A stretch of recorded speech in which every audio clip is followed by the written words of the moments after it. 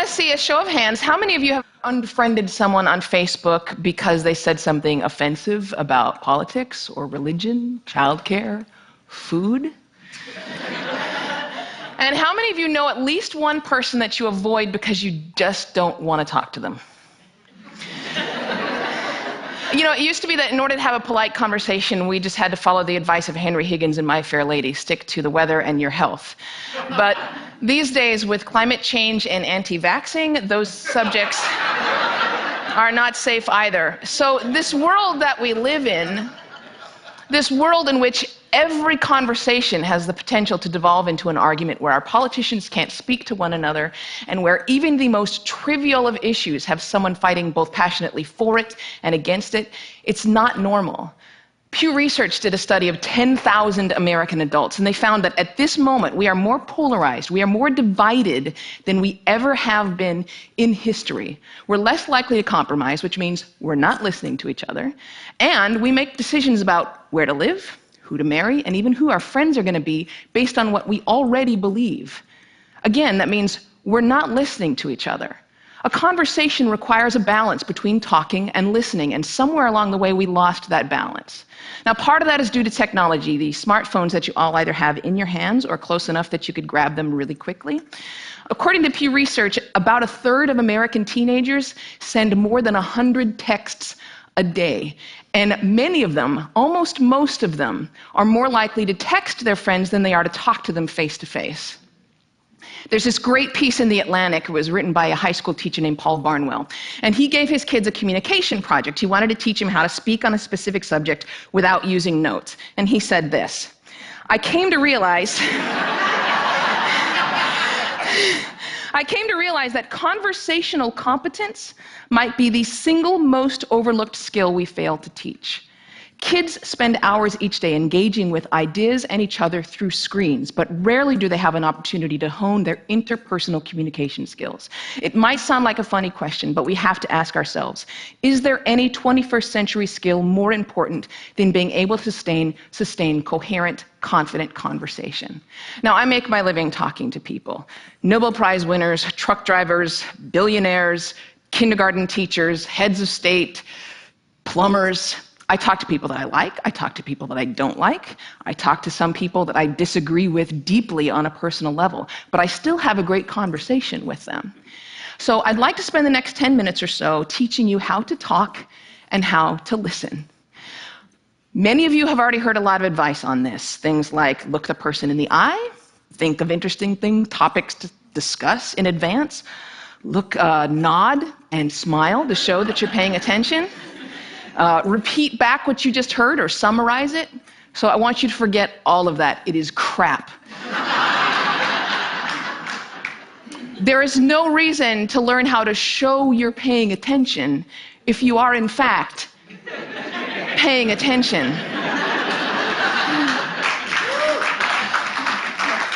Now, I actually use the exact same skills as a professional interviewer that I do in regular life. So I'm going to teach you how to interview people, and that's actually going to help you learn how to be better conversationalists. Learn to have a conversation without wasting your time, without getting bored, and please God, without offending anybody. We've all had really great conversations. We've had them before. We know what it's like. The kind of conversation where you walk away feeling engaged and inspired, or where you feel like you've made a real connection, or you've been perfectly understood. There is no reason why most of your interactions can't be like that. So I have 10 basic rules. I'm going to walk you through all of them, but honestly, if you just choose one of them and master it, you're already going to enjoy better conversations. Number 1, don't multitask.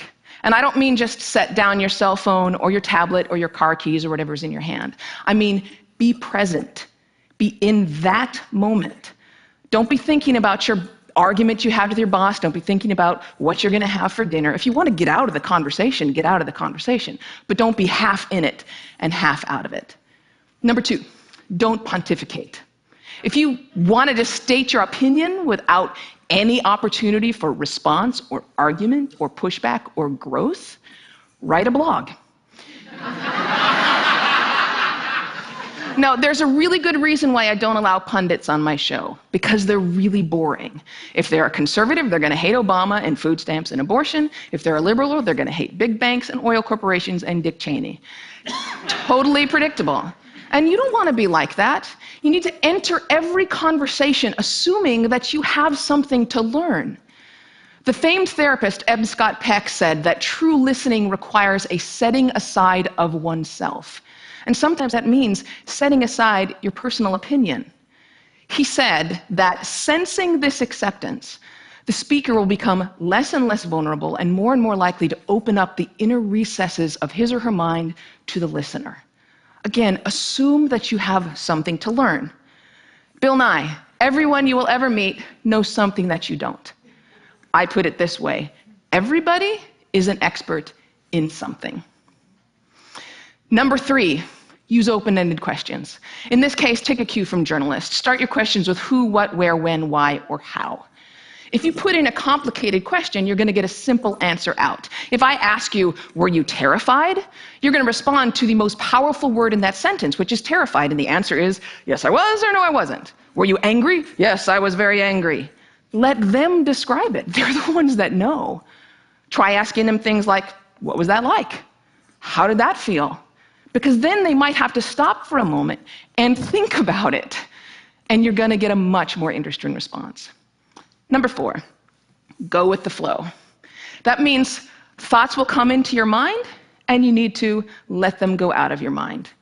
We've heard interviews often in which a guest is talking for several minutes, and then the host comes back in and asks a question which seems like it comes out of nowhere, or it's already been answered. That means the host probably stopped listening 2 minutes ago because he thought of this really clever question, and he was just bound and determined to say that. And we do the exact same thing. We're sitting there having a conversation with someone, and then we remember that time that we met Hugh Jackman in a coffee shop. And we stop listening. Stories and ideas are going to come to you. You need to let them come and let them go. Number 5, if you don't know, say that you don't know. Now, people on the radio, especially on NPR, are much more aware that they're going on the record. And so they're more careful about what they claim to be an expert in and what they claim to know for sure. Do that. Err on the side of caution. Talk should not be cheap. Number 6, don't equate your experience with theirs. If they're talking about having lost a family member, don't start talking about the time that you lost a family member. If they're talking about the trouble that they're having at work, don't tell them about how much you hate your job. It's not the same. It is never the same. All experiences are individual. And more importantly, it is not about you. You don't need to take that moment to prove how amazing you are or how much you've suffered. Somebody asked Stephen Hawking once what his IQ was, and he says, I have no idea. People who brag about their IQs are losers.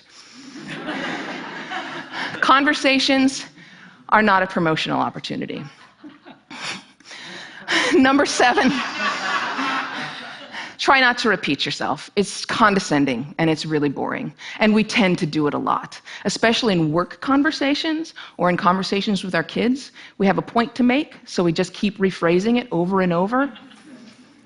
Don't do that. Number 8, stay out of the weeds.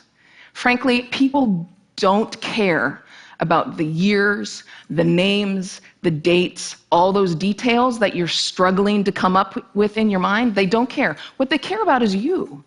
They care about what you're like, what you have in common. So forget the details. Leave them out.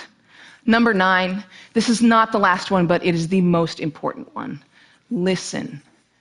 I cannot tell you how many really important people have said that listening is perhaps the number one most important skill that you could develop.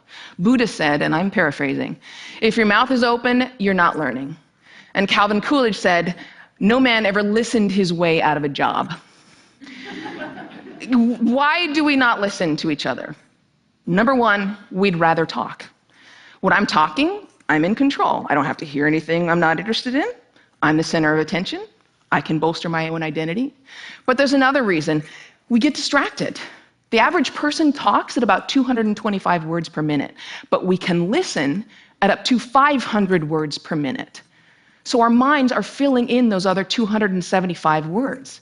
And look, I know it takes effort and energy to actually pay attention to someone. But if you can't do that, you're not in a conversation. You're just two people shouting out barely related sentences in the same place. You have to listen to one another. Stephen Covey said it very beautifully. He said, most of us don't listen with the intent to understand. We listen with the intent to reply. One more rule, and number 10, and it's this one: be brief.